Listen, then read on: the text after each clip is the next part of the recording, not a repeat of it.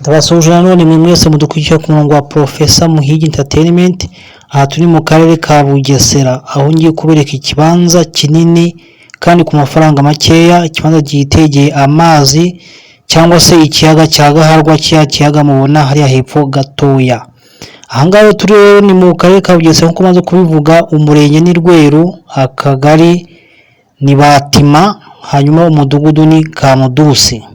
Iki kibanza cyo kukigeraho uvuye kuri gare ya Batima, uratambika umuhanda gato uvuye kuri gare werekeza mu isantere bita ku nimero, ni metero cyangwa se ni nko mu kilometero kimwe, metero 1000, ukamanuka mu muhanda hagati uca ku rusengero rwa Deperi ruri hagati muri iyo santere, umanukaho metero 200 ukaba ugeze kuri kino kibanza cyiza kinini kandi kidahenze, kitegeye amazi nkuko namwe muri kubibona.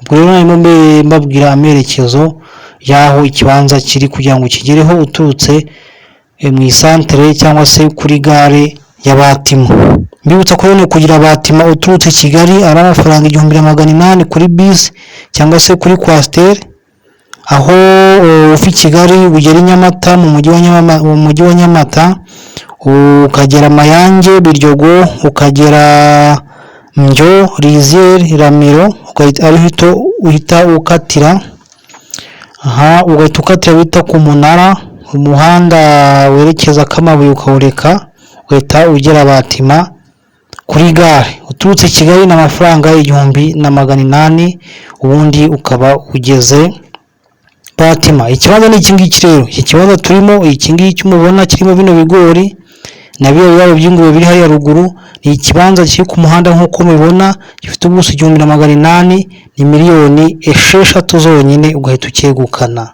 Miliyoni 6 ugahita wikona kino kibanza gifite ubuso 1800. Niba ko ari ahantu hanini cyane rwose ku mafaranga makeya, miliyoni 6.